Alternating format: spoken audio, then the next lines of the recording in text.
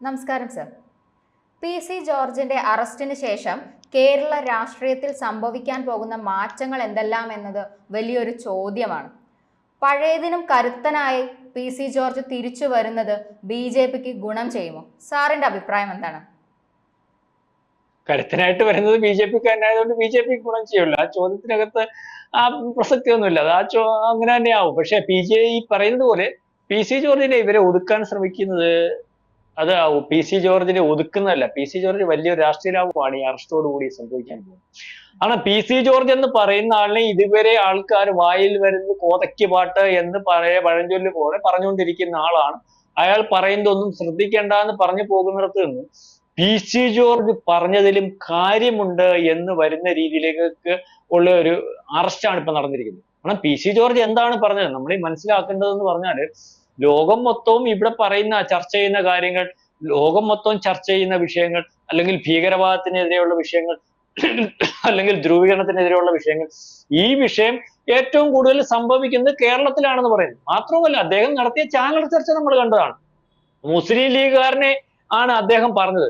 അവരുടെ രാഷ്ട്രീയം, അവരുടെ നമ്മുടെ പറഞ്ഞതുപോലെ സ്വാതന്ത്ര്യത്തിന് മുമ്പുള്ള രാഷ്ട്രീയം, ഇപ്പോഴത്തെ രാഷ്ട്രീയം, അവരുടെ പാകിസ്ഥാനോടുള്ള സമീപനം, അവരുടെ പൊതുജനത്തോടുള്ള സമീപനവും ആ മുസ്ലിം വിഭാഗത്തിനോടുള്ള സമീപനത്തിനകത്തുള്ള വ്യത്യാസം, മുസ്ലിം നാമധേയത്തിലുള്ള ഏക രാഷ്ട്രീയ പാർട്ടിയായിട്ടുള്ള പാർട്ടി, ഇതൊക്കെ പറയുമ്പോൾ ഇദ്ദേഹത്തെ ഓരോന്നോരോന്ന് വ്യക്തത വരുത്തി പറയുമ്പോൾ അതിനകത്ത് അവരുടെ മതേതരത്വം പറഞ്ഞിട്ട് അവർക്ക് ഒരു മതത്തോട് കാണിക്കുന്ന കൂറിനെ പറ്റി പി.സി. ജോർജ് വ്യക്തത വരുത്തി വന്നപ്പോൾ അദ്ദേഹത്തെ പ്രകോപിപ്പിക്കുന്ന രീതിയിൽ സംസാരിക്കുകയും അദ്ദേഹം പ്രകോപനം കൊണ്ട് തിരിച്ചു പറയുകയും ചെയ്തു. അതിനകത്തൊന്നും ഈ പറയുന്ന പോലെ സുപ്രീം കോടതിയിലെ രാംകുമാർ സാർ അഭിഭാഷകനുള്ള രാംകുമാർ സാർ പറഞ്ഞതുപോലെ ഈ രീതിയിൽ ഒരു മതവിദ്വേഷ കേസെടുക്കത്തക്ക രീതിയിൽ ഒന്നുമില്ലായിരുന്നു. എന്നിട്ടും അദ്ദേഹത്തിന്റെ പുറകിൽ നടന്ന് ആനപ്പുറത്ത് കയറ്റി ഹമാസുകാരനോട്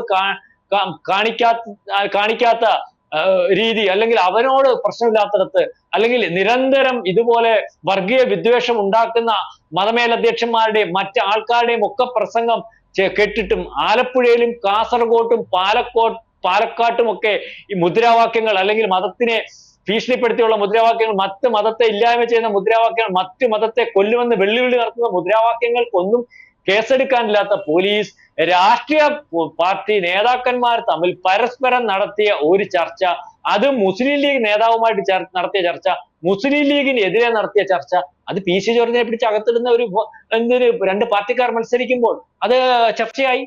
അത് ചർച്ചയായെന്ന് പറഞ്ഞാൽ കത്തോലിക്ക സമുദായത്തിന്റെ ഇടയിൽ ചർച്ചയായി, ക്രിസ്ത്യാനികളുടെ ഇടയിൽ ചർച്ചയായി. പി.സി. ജോർജ് പറഞ്ഞത് എന്താണ്?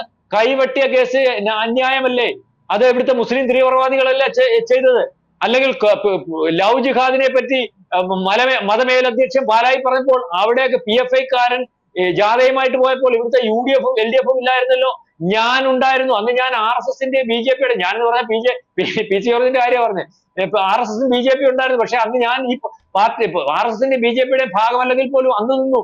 അതിനുശേഷം ഈരാറ്റുപേട്ടയില് ബൈക്ക് ഓടിച്ച് മുസ്ലിം കുട്ടികൾ, അല്ലെങ്കിൽ മുസ്ലിം യുവാക്കൾ പള്ളി മുറ്റത്ത് കയറ്റി അതിന് കുർബാന നടക്കുമെന്ന് പറഞ്ഞ പള്ളിയിലച്ഛന്റെ നെഞ്ചത്ത് ബൈക്ക് വെച്ചപ്പോൾ അതിനഭിപ്രായം പറയാൻ ഇവിടുത്തെ UDF-ഉം LDF-ഉം ഒന്നുമില്ല. അതായത് അന്നും BJP-കാരനെ ഉണ്ടായിരുന്നുള്ളൂ. അപ്പം ഇതിനെല്ലാം അഭിപ്രായം പറയാൻ അന്ന് പി.സി. ജോർജ് ഉണ്ടായിരുന്നപ്പോൾ ആ പി.സി. ജോർജിനെ ഒറ്റപ്പെടുത്തി മുസ്ലിങ്ങൾ വോട്ട് ചെയ്യാതെ വന്ന് തോൽപ്പിച്ചപ്പോൾ ആ പി.സി. ജോർജ് തന്റെ വാചകത്തിന് വില കിട്ടുന്ന പാർട്ടി, അല്ലെങ്കിൽ തന്റെ സമുദായത്തെ സംരക്ഷിക്കാൻ പറ്റുന്ന പാർട്ടി BJP ആയതുകൊണ്ട് BJP-ക്കകത്ത് പോയപ്പോൾ സുരേഷ് ഗോപിയെ ഇല്ലായ്മ ചെയ്യുന്നത് പോലെ ഇല്ലായ്മ ചെയ്യാൻ വേണ്ടി തയ്യാറാവുന്നു എന്നുള്ള രീതിയിലുള്ള വർത്തമാനം വന്നിട്ടുണ്ട്.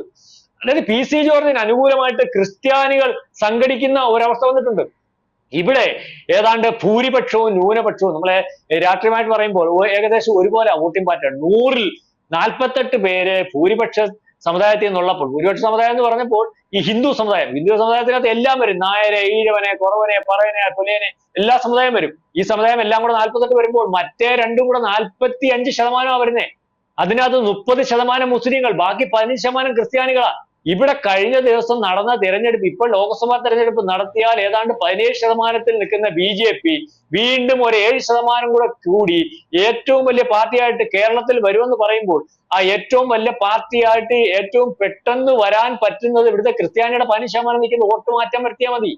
ക്രിസ്ത്യാനിക്ക് LDF-ലും UDF-നകത്തും താല്പര്യമില്ല. അവർ രണ്ടും മുസ്ലിങ്ങളെ പീഡിപ്പിക്കുന്ന പാർട്ടിയാണെന്ന് തോന്നി അല്ലെങ്കിൽ ആ BJPക്ക് വരുന്നതിന് ഒരു അവസരമായിട്ട് PC ജോർജും ഷോൺ ജോർജും ഒക്കെ മാറിയാൽ, അല്ലെങ്കിൽ ഈ ഒരു അറസ്റ്റ് PC ജോർജോടും ഷോൺ ജോർജിനോടും അവർ BJP ആയതുകൊണ്ട് ചെയ്തെന്ന് തോന്നി വരുന്ന ഒരവസ്ഥ വന്നാൽ നാളെ കാലത്തെ BJP അധികാരത്തിൽ വരുന്നതിന് കേരളത്തിൽ യാതൊരു ബുദ്ധിമുട്ടും ഉണ്ടാകത്തില്ല.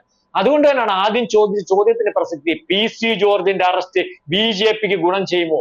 അതായത് BJPയിലേക്ക് ക്രിസ്ത്യാനികളെ കൊണ്ടുപോകുന്നതിന്, ക്രിസ്തുമസ് ആഘോഷിക്കാനും കേക്ക് മുറിക്കാനും അരമനയിൽ കയറി നടക്കാനും ഇവിടുത്തെ BJPക്കാർ ശ്രമിക്കുമ്പോൾ ഇത്തരത്തിൽ BJPക്ക് അനുകൂലമായിട്ട് നിന്നതുകൊണ്ട് ഒരു ക്രിസ്ത്യാനിക്ക് അനുഭവിക്കേണ്ടി വന്ന ഒരു പ്രശ്നം, അല്ലെങ്കിൽ അത് മുസ്ലിങ്ങളുടേതായതുകൊണ്ട് ആ പ്രശ്നം എത്ര രൂക്ഷമായിരുന്നു, അത് ചർച്ചയെടുത്ത് നാളെ കാലത്ത് ഇവിടുത്തെ 15% വരുന്ന ക്രിസ്ത്യാനി BJPക്ക് വോട്ട് ചെയ്യാൻ തീരുമാനിച്ചാൽ ഈ പറഞ്ഞ ത്രിപുരയിലെയും അല്ലെങ്കിൽ മറ്റു പല സംസ്ഥാനങ്ങളിലും അധികാരത്തിൽ വന്നതുപോലെ അത്ഭുതകരമായിട്ട് BJPക്ക് അധികാരത്തിൽ വരാൻ സാധിക്കും. ഈ അറസ്റ്റ്, ഈ PC ജോർജിന്റെ വേട്ടയാടൽ പണ്ട് സുരേഷ് ഗോപിയെ വേട്ടയാടലിന് തുല്യമായ ഒരു വേട്ടയാടലാണ്. സുരേഷ് ഗോപിയെ മാധ്യമങ്ങളും ഇവിടുത്തെ മറ്റു 2 പാർട്ടികളും വർഗീയവാദി അല്ലെങ്കിൽ കുഴപ്പക്കാരനെന്ന് കാണിക്കാൻ വളരെ കൂടുതലായിട്ട് ശ്രമിച്ചപ്പോൾ സുരേഷ് ഗോപി എന്താണെന്ന് ജനം ഒരാളെ നിരന്തരം ആക്ഷേപിക്കുമ്പോൾ അയാളെ പഠിക്കാൻ ശ്രമിക്കുന്ന പോലെ ഈ പറയുന്ന PC ജോർജിനെ എന്തിനാക്രമിക്കുന്നു എന്ന കാര്യം ജനത്തിന്റെ ഇടയിലേക്ക് ശ്രദ്ധയിൽ വന്നാൽ, അതിനെപ്പറ്റി പഠിക്കാൻ ശ്രമിച്ചാൽ, അയാൾ BJPക്കാരനായതുകൊണ്ട് മാത്രമാണെന്ന് തിരിച്ചറിവുണ്ടായാൽ, അല്ലെങ്കിൽ അയാളുടെ സമുദായത്തിന് വേണ്ടി, അയാളുടെ സമുദായത്തെ സംരക്ഷിക്കാൻ വേണ്ടി വർത്തമാനം പറഞ്ഞത് കൊണ്ടാണ് ഈ അവസ്ഥ ഉണ്ടായെന്നുള്ള തിരിച്ചറിവ് ക്രിസ്ത്യാനിക്ക് ഉണ്ടായാൽ, അവർ BJPയുടെ ഭാഗമായാൽ, ഈ പറയുന്ന അടുത്ത ദിവസങ്ങളിൽ പാസ്സാവുന്ന ബില്ല് ഇവിടുത്തെ ക്രിസ്ത്യാനിക്ക് അനുകൂലമാണെന്ന് വരുന്ന ഒരവസ്ഥ വന്നാൽ, ഈ പറയുന്ന മുസ്ലിങ്ങളുടെ ഒരു ബില്ലുണ്ടല്ലോ അവരുടെ ഇതുമായിട്ട് ബന്ധപ്പെട്ട് ഇപ്പൊ ആ ബില്ലും പാസ്സാവാൻ പോവാ. അപ്പൊ വന്നാൽ BJP ഗുണം ചെയ്യുകയാണ്. കാരണം കഴിഞ്ഞ പ്രാവശ്യം 9 സീറ്റിൽ ലോകസഭയിൽ 1ാം സ്ഥാനത്ത് വന്ന BJP, 18ഓളം സീറ്റിൽ 2ാം സ്ഥാനത്ത് വന്ന BJP, പല സീറ്റുകളിലും കൃത്യമായി പ്രവർത്തിച്ചാൽ ജയിക്കാൻ പറ്റുന്ന BJP, ഈ പറയുന്ന BJPക്ക് അവർ പ്രതീക്ഷിച്ചിരിക്കുന്ന ഈ കേരളത്തിൽ അധികാരത്തിൽ വരാൻ ഏതെങ്കിലും ഒരു ന്യൂനപക്ഷത്തിന്റെ ആവശ്യം വരുമെന്ന് കാണുമ്പോൾ ഇത് ക്രിസ്ത്യാനി ആ ന്യൂനപക്ഷമായിട്ട് BJPയിലേക്ക് വരുന്നത് PC ജോർജിന്റെ അറസ്റ്റ് ഒരു കാരണമായാൽ അതിശയിക്കാനൊന്നുമില്ല. അതിന് BJP അത് പ്രയോജനപ്പെടുത്തി മുന്നോട്ട് പോകുന്ന ഒരവസ്ഥ ഉണ്ടാവണം. നാളെ PC ജോർജിനെ പൂഞ്ഞാറിൽ മത്സരിപ്പിക്കുന്ന ഒരവസ്ഥ അതുണ്ടാവും. അതോടുകൂടി BJP മിനിമം ആ PC ജോർജിന്റെ കെയർ ഓഫിൽ മാത്രം ഒരു 35ഓളം സീറ്റിൽ കേരളത്തിൽ ജയിക്കാൻ സാധിക്കുമെന്നാണ് നമുക്കറിയാൻ സാധിക്കുന്നത്. നമ്മൾ ഈ വർത്തമാനം പറയുമ്പോൾ PC ജോർജിന്റെ ജാമ്യം പരിഗണിച്ചുകൊണ്ടിരിക്കുകയാണ്. ഒരു പക്ഷേ അദ്ദേഹം ഇന്ന് തന്നെ വെളിയിലിറങ്ങും. അല്ലേ, എന്റെ അഭിപ്രായത്തിൽ അയാൾ കുറച്ചു ദിവസം ജയിലിൽ തന്നെ കിടക്കുന്നതാണ് നല്ലത്.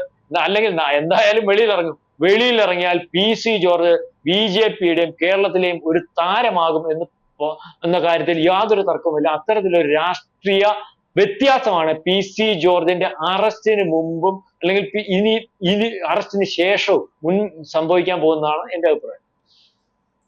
കേരള രാഷ്ട്രീയത്തിൽ ഈ അറസ്റ്റോട് കൂടി വരുന്ന മാറ്റങ്ങൾ നമുക്ക് കണ്ടറിയാം. ചർച്ചയുമായി സഹകരിച്ചതിന് നന്ദി സർ.